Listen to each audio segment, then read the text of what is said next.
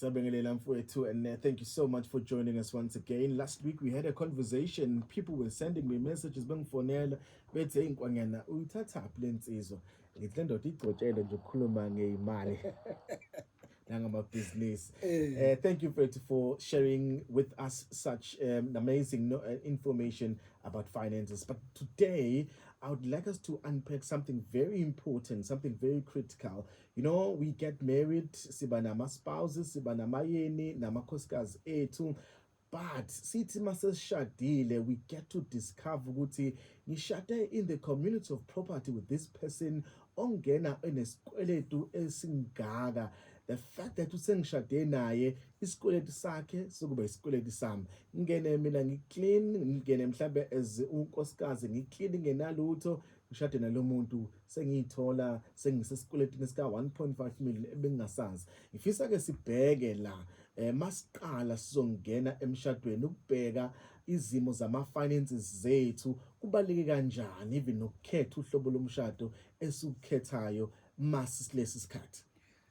Asiphinde sigcizelele ukubingelela kubalaleli ayikho into ebaluleke njengokuthi maningene ebudlelwaneni nikhulume kukhulunywe kube khona indlela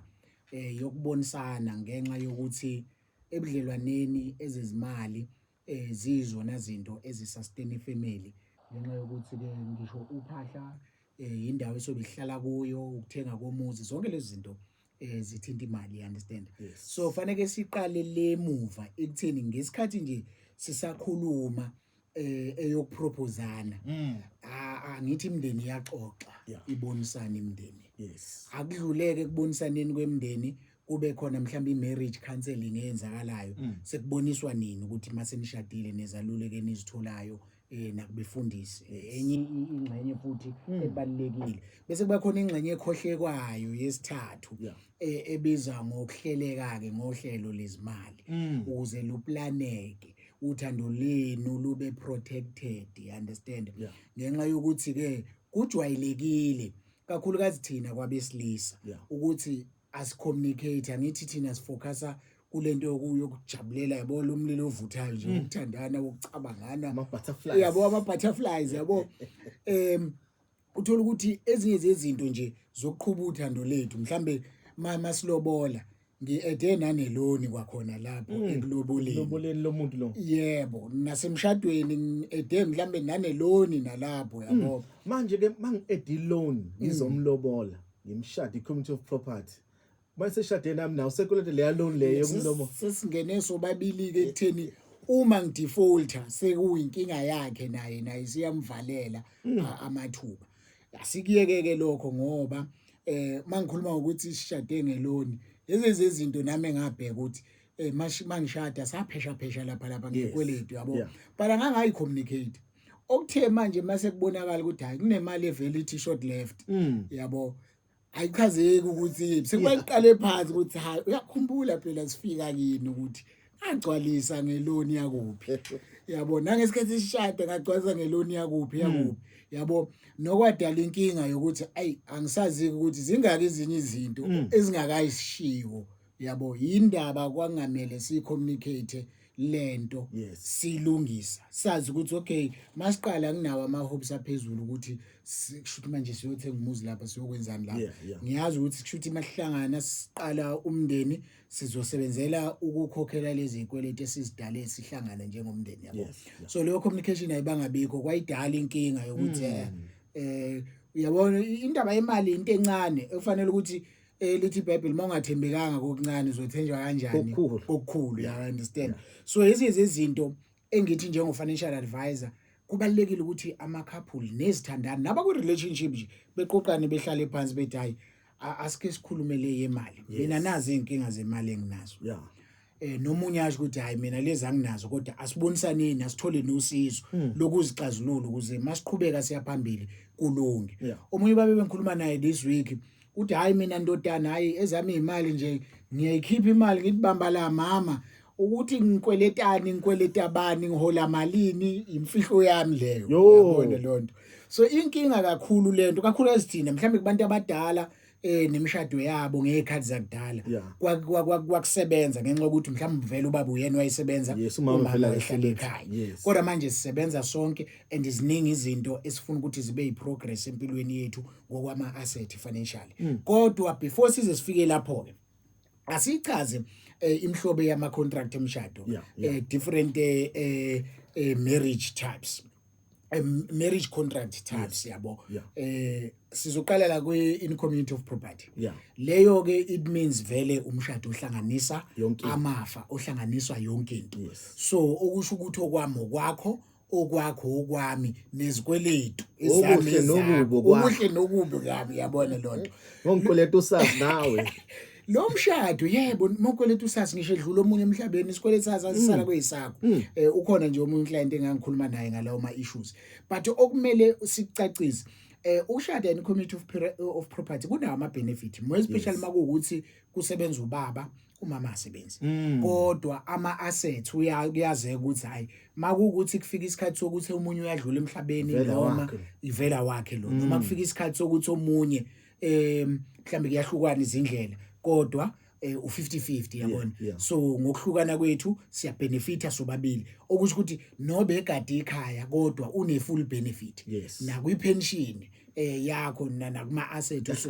kuyahlukaniswa sokwa accumulated so yenye advantage ke esuke ikhona but la ibuye ilahleke khona kakhulukazi endlini yabo ukukholwa ukuthi uma sikukhulunywa ngemarriage art of community of property la sizomela sign khona ama antenuptial agreement okuyi ANC yilapho othola ukuthi khona enye inceke yathi mina mangenza lolo hlelo awu manje kanti anithembani yini ngithi no cha mina I'm an entrepreneur I'm a business person I business carries risk so I don't want ukuthi ngiexpose unkosikazi kulawo ma risk athinta ibusiness yabo so ezinye izinto ezenza ukuthi ke uma kuukuthi mina kunezimo ezingihlaselayo financially and izibhekana nami ngikusho lokho ngoba inkinga engangibe nazo financially before ngisaxakwa nje ngisengedwa ngazibona ukuthi no mangiyaphambili ngiyoshada kunama protection engizowadinga more especially kwi area ye business ngoba sometimes ibusiness i risk ezinye izinto ke okwakuyizathu sokuthi no asithathe out of community of property with accrual okusho ukuthi le yesibili ANC with accrual ichaza ukuthi ke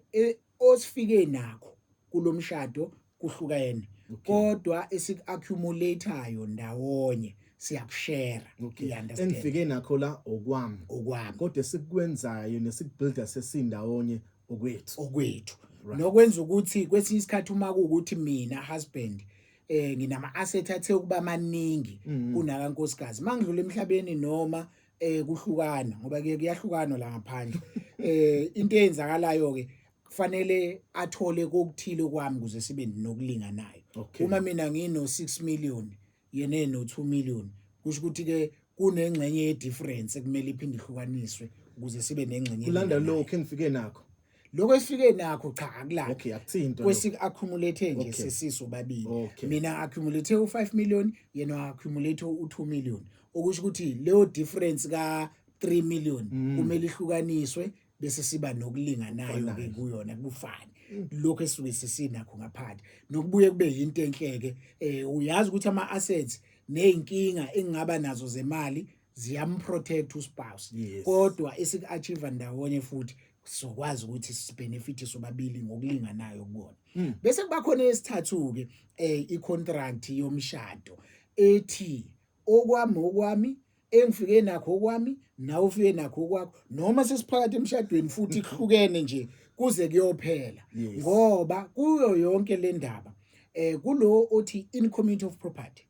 ikweletu zami ezakho nje nesidale ephakathi nengidale wangazazi nengifike nazo sekuyizethu sobabili bese kuthi out of with accrual sisahlukene nangeenkinga zezikweleti kuthini still noma nginezami izikweleti engiyithathile zangihlula za blacklist igama noma i-credit score yami yawa kodwa wena usakwazi usesafe yabo kanjalo nalo wesithathu i out of community of property without accrual ukuthi ke sihlukene nje ngama asset hlangene ngothando nangomoya Kuphela. kodwa nje ngama assets so lokhu Ngale siqhubeke nami sihlukenile lokho akusho ukuthi asizwana sithandani kusho ukuthi kakhulukazi lena ke isithatha ithandwa usomabhizinisi kakhulu Yeah. ubonile kulezi insuku into ezithinta usomabhizinisi abanye kulezo zimo ukuthi sekuhamba indlela manje so yingakho ke lo hlobo lomshado uthola ukuthi uma kuthiwa usiboniso wathola amathenda ngiyalinganisa nje kodwa manje wathola ngomkhoshosho Yeah. uma ke sekulandwa ke lokho okankosikazi kuyobhekana nami ngo yabo so enye yezinto ke kumele sizibheke ayihlangani nokuthi siyathembana noma sithembani ukuthi ke i-art of community of property iya-register at notaries faneke ninenzeni sayini before nishade before the wedding day. yes ihambe ka master zonke lezo zinto umthetho omusha ke isithi before amalobolo yayibuka ke manje imithetho omusha isithi ngoba kwalotsholwa kusho ukuthi ke seyiqalile iprocess yomshado So mawukuthi ke angaze niye kuyo register anything nazi nalobolani kozofika usuku lomshado ngoba uthi omunye angikhumbuli mina ngisayina anything ukuthi ngifuna ukuba kwi community of property angaze ngivume lento lena angaze ngisayine phansi manje ngaprepareanga before nishade ke kwenzakalani by default in community of property leyo yabo angithi ayinayo icontract enisayinile nabameli yayo register at masters office yabo so since ningenayo yeka master yabhaliswa by default nje ningena in community of property. It's Mega Grace on Sunday on Vuma FM. We are in conversation with Usiboniso Mtshali about biblical principles on finances, and today we are looking at different types of contract. Funa seku ad break kodwa mase sibuya ngifisa mhlawumbe usitshele ukuthi iyiphi wena ngathi uyayirecommend. You'll just share with us your recommendation kodwa siqale ngale mase siyabuya. Councillor Sulu Thaba invites all residents